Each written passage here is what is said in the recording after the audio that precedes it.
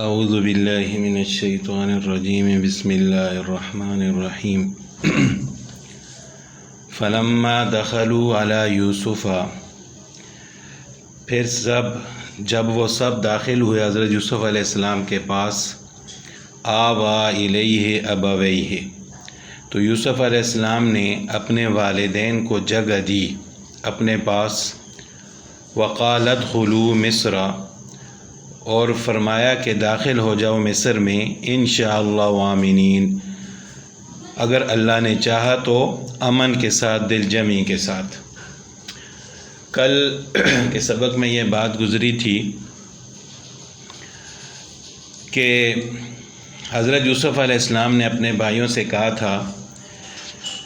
کہ اپنے سب گھر والوں کو لے کر میرے پاس آ جائیں، اور اپنی ایک قمیص اور کرتا دیا تھا کہ میرے والد حضرت یعقوب علیہ السلام کے چہرے پر ڈال دیں تو ان کی بینائی واپس آ جائے گی۔ تو جب بینائی واپس آ گئی تو حضرت یعقوب علیہ السلام اور ان کا سارا گھرانہ یہ مصر روانہ ہوئے۔ تو روایات میں آتا ہے کہ کل 72 آدمی یا 93 آدمی تھے، مرد اور عورت جتنے بھی تھے وہ سب ملا کر 72 یا 93 آدمی تھے جو حضرت یعقوب علیہ السلام کے ساتھ مصر روانہ ہوئے۔ دوسری طرف جب مصر پہنچنے کا وقت قریب آیا تو حضرت یوسف علیہ السلام اور ملک مصر کے جتنے لوگ تھے وہ استقبال کے لیے شہر سے باہر آئے، اور ان کے ساتھ 4000 سپاہی تھے جنہوں نے حضرت یعقوب علیہ السلام کو اور ان کے خاندان والوں کو سلامی دی۔ تو جب یہ حضرات مصر میں حضرت یوسف علیہ السلام کے مکان میں داخل ہوئے تو حضرت یوسف علیہ السلام نے اپنے والدین کو اپنے پاس ٹھہرایا۔ یہاں والدین کا ذکر ہے، لیکن پہلے بھی یہ بات گزری تھی کہ حضرت یوسف علیہ السلام کی حقیقی والدہ فوت ہو چکی تھیں، پھر حضرت یعقوب علیہ السلام نے ان کی خالہ کے ساتھ نکاح کیا تھا۔ تو ایک تو خالہ ماں کے قائم مقام ہوتی ہے، خالہ کا بھی وہی درجہ اور عزت ہوتی ہے جو ماں کی، اور دوسرا یہ ہے کہ جب وہ حضرت یعقوب علیہ السلام کے نکاح میں آ گئی تو وہ بھی ان کی ماں ہی بن گئیں۔ تو اس وجہ سے فرمایا کہ انہوں نے اپنے والدین کو اپنے پاس ٹھہرایا۔ اور بعض حضرات نے یہ بھی فرمایا کہ والدین سے ان کے حقیقی ماں باپ ہی مراد ہیں، یعنی یہ ان کی اپنی حقیقی ہی والدہ تھیں، وہ پہلے فوت نہیں ہوئی تھیں۔ اللہ عالم، اللہ تعالیٰ بہتر جانتے ہیں۔ بہرحال روایات میں یہ بھی آتا ہے کہ حضرت یوسف علیہ السلام کی حقیقی والدہ فوت ہو چکی تھیں، اور یہ ان کی خالہ تھیں جن کے ساتھ حضرت یعقوب علیہ السلام نے نکاح فرمایا تھا۔ تو جب یہ حضرات مصر میں پہنچے، وقال ادخلوا مصر انشاءاللہ آمنین، تو یوسف علیہ السلام نے سب خاندان والوں لوگوں سے کہا کہ آپ امن کے ساتھ اللہ کے حکم سے بے خوف و خطر، بغیر کسی پابندی کے داخل ہو جائیں۔ یعنی ظاہر ہے باہر سے کوئی بھی شخص جب ملک میں داخل ہوتا ہے جو اس ملک کے رہنے والا نہ ہو تو اس پر پابندیاں ہوتی ہیں، کچھ شرائط ہوتی ہیں، جس طرح آج کل ویزا وغیرہ کا مسئلہ ہوتا ہے۔ تو حضرت یوسف علیہ السلام نے فرمایا کہ آپ پر کوئی پابندی نہیں، آپ بے خوف و خطر امن کے ساتھ شہر میں داخل ہو جائیں۔ وَرَفَعَ أَبَوَيْهِ عَلَى الْعَرْشِ، حضرت یوسف علیہ السلام نے اپنے والدین کو تخت پر بٹھایا، وَخَرُّوا لَهُ سُجَّدًا، اور سب حضرت یوسف علیہ السلام کے آگے سجدے میں گر گئے۔ پہلی بات تو یہ ہے کہ یہ سجدہ بطور عبادت کے نہیں تھا، بطور تعظیم کے تھا۔ آپ علیہ الصلوۃ والسلام کی شریعت میں تو کوئی سجدہ بھی جائز نہیں ہے، نہ کسی کو بطور عبادت ہم سجدہ کر سکتے ہیں، نہ بطور تعظیم اور ادب کے، لیکن پہلی شریعتوں میں سجدہ تعظیمی جائز تھا۔ جس طرح یہاں پر حضرت یعقوب علیہ السلام نے اور ان کے بیٹوں نے حضرت یوسف علیہ السلام کے سامنے سجدہ کیا، تو یہ سجدہ تعظیمی تھا، نہ کہ انہوں نے حضرت یوسف علیہ السلام کو معبود اور خدا سمجھ کر سجدہ کیا۔ دوسری بات یہ ہے کہ یہ جو سجدہ تھا حضرت یوسف علیہ السلام کے والدین اور ان کے بھائیوں کا، یہ حضرت یوسف علیہ السلام کے اس خواب کی تعبیر تھی جو انہوں نے دیکھا تھا بچپن میں، اور شروع میں اس کا ذکر بھی گزر چکا ہے کہ حضرت یوسف علیہ السلام نے خواب میں دیکھا تھا کہ انی رأیت 11 کوکبا والشمس والقمر رأیتهم لی ساجدین،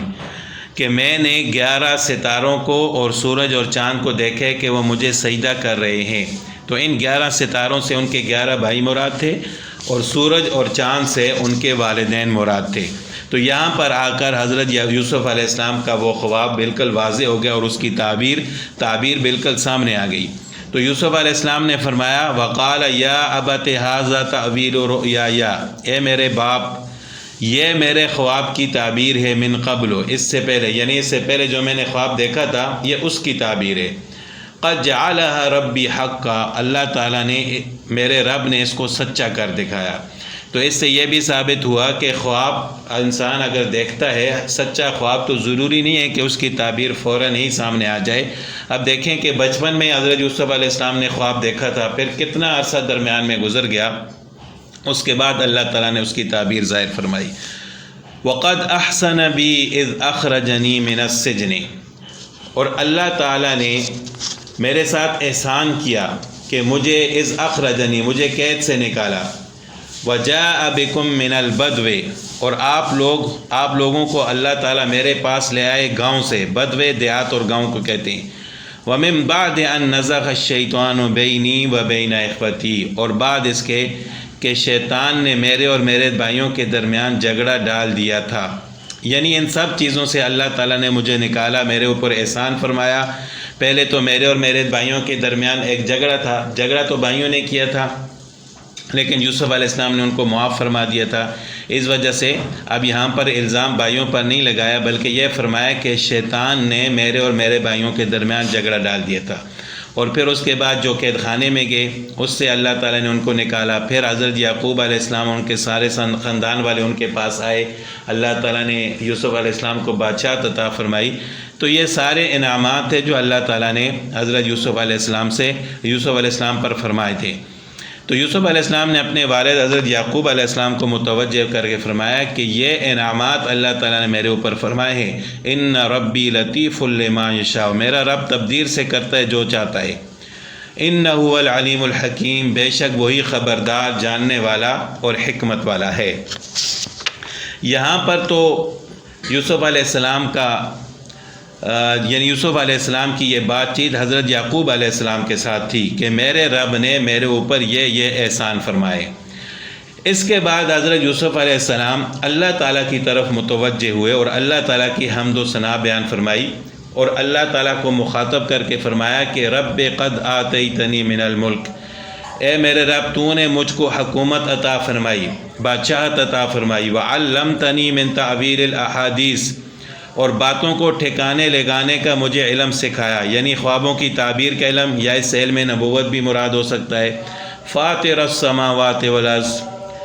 اے پیدا کرنے والے زمین و آسمان کے، انت ولی فی الدنیا والآخرہ، تو ہی میرا کارساز ہے دنیا میں بھی اور آخرت میں بھی۔ توفنی مسلمن، مجھے اس حال میں موت دے کہ میں اسلام پر ہوں، میں تیرا فرما بردار ہوں۔ وَأَلْحِقْنِي بِالصَّالِحِينَ، اور ملا دے مجھے نیک بختوں کے ساتھ، نیک لوگوں کے ساتھ۔ یہاں پر بھی حضرت یوسف علیہ السلام نے اپنے خاتمہ بالخیر کی دعا فرمائی کہ یا اللہ دنیا کی نعمتیں تو آپ نے مجھے عطا فرما دی، ہر قسم کی سب سے بڑی نعمت دنیا کے اعتبار سے بادشاہت ہوتی ہے، وہ آپ نے مجھے عطا فرما دی، تو اب میری موت بھی اس حال میں فرمانا کہ مسلمن، میں تیرا فرما بردار ہوں، میں اسلام کی حالت میں ہوں۔ وَأَلْحِقْنِي بِالصَّالِحِينَ، اور میرا حشر ان لوگوں کے ساتھ ہو جو نیکوکار لوگ ہیں، جو خوش بخت لوگ ہیں، مجھے ان کے ساتھ ملا لے۔ تو یعنی دنیا کی نعمتوں کے بعد پھر خاتمہ بالخیر کی بھی حضرت یوسف علیہ السلام نے دعا فرمائی، کیونکہ جب تک انسان کا خاتمہ اچھی حالت میں نہ ہو تو اس کے زندگی کے سارے اعمال ضائع ہو جاتے ہیں۔ ایک حدیث میں آپ صلی اللہ علیہ وسلم کا ارشاد ہے کہ انما الاعمال بالخواتیم، کہ اعمال کا دار و مدار خاتمہ پر ہے۔ اگر انسان کا خاتمہ اچھی حالت میں ہو تو اس کی زندگی کے سارے نیک اعمال قابل قبول ہیں، لیکن اگر خاتمہ ہی اچھا نہ ہوا تو اس کی زندگی کے جتنے اچھے اعمال ہوتے ہیں وہ ضائع ہو جاتے ہیں۔ یہ تو حضرت یوسف علیہ السلام کا قصہ تھا یہاں تک، اور قرآن پاک نے اسی کو ذکر فرمایا ہے۔ اس کے علاوہ باقی لوگوں نے اور بھی بہت ساری کہانیاں بنائی ہوئی ہیں جن کی کوئی دلیل نہیں ہے، یعنی اپنی طرف سے لوگوں نے اس قصہ میں، اس واقعے میں بہت ساری باتیں نقل کی ہیں اور اس واقعے کے ساتھ ان کو ملایا ہے، حالانکہ ان کی کوئی حقیقت نہیں ہے۔ اللہ تعالیٰ نے قرآن کریم میں یہی کچھ بیان فرمایا ہے، یہیں تک اس واقعہ کا ذکر ہے اور حدیث مبارکہ میں بھی یہیں تک ہے۔ اس کے بعد جو لوگوں نے اپنی طرف سے باتیں کی ہیں وہ ان کے ذمہ دار خود ہیں۔ اس کے بعد اللہ تعالیٰ نے یہ واقعہ بیان کرنے کے بعد آپ علیہ السلام کو متوجہ کر کے فرمایا اللہ تعالیٰ نے، کیونکہ یہ شروع میں بھی میں نے عرض کیا تھا کہ بعض یہودیوں نے رسول اللہ صلی اللہ علیہ وسلم سے سوال کیا تھا کہ آپ اگر سچے نبی ہیں تو پھر یوسف علیہ السلام کے واقعے کے بارے میں آپ کیا جانتے ہیں، ہمیں وہ بتائیں۔ تو پھر وحی کے ذریعے اللہ تعالیٰ نے یہ سارا واقعہ آپ علیہ السلام کو بتلا دیا جبرائیل علیہ السلام کے ذریعے کہ یوسف علیہ السلام کا یہ واقعہ تھا۔ تو جب آپ علیہ السلام نے ان لوگوں کو بتایا اسی طرح سچا واقعہ، تو پھر بھی وہ ماننے کے لیے تیار نہ ہوئے۔ تو یہ واقعہ جب ختم ہو گیا تو اللہ تعالیٰ نے فرمایا ذالک من انباء الغیب، یہ غیب کی خبریں ہیں، نوحیہ الیک، جو ہم آپ کی طرف بھیجتے ہیں، آپ کی طرف وحی کرتے ہیں، یعنی رسول اللہ صلی اللہ علیہ وسلم کو مخاطب کر کے فرمایا کہ یہ بھی انہی غیب کی خبروں میں سے ہے، یوسف علیہ السلام کا واقعہ۔ وما کنت لدیہم، آپ تو نہیں تھے ان کے پاس، یعنی آپ تو اس وقت دنیا میں موجود نہیں تھے جب یہ سب کچھ ہوا، ہم نے آپ کو وحی کے ذریعے، جبرائیل علیہ السلام کے ذریعے یہ سارا واقعہ بتایا۔ اذ اجمعوا امرہم، اور آپ تو نہیں تھے ان کے پاس جب وہ جمع ہوئے اور تدبیر کرنے لگے، وہ اپنا کام ٹھہرانے لگے، وہم یمکرون، اور وہ فریب کرنے لگے، یعنی جب حضرت یوسف علیہ السلام کے بھائیوں نے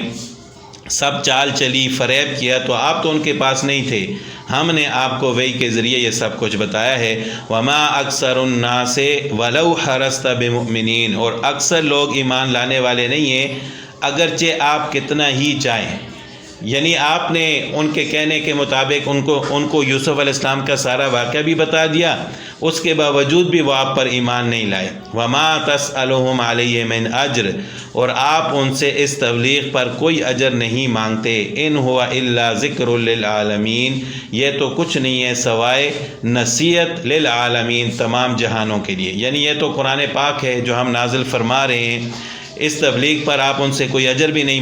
مانگتے، لیکن پھر بھی وہ لوگ ایمان لانے والے نہیں ہیں۔ یہ ایک نصیحت ہے جو ہم نے تمام جہانوں کے لیے ہم نے اس کو اتارا ہے، تو جتنے بھی جہان ہیں وہ سب اسی قرآن پاک سے نصیحت حاصل کریں گے اور کرتے رہیں گے۔ بہرحال جو لوگ ایمان نہیں لاتے وہ ان کا نقصان جو ہے وہ ان کے سر پر ہے اور آخر میں ان کو جہنم میں جانا پڑے گا۔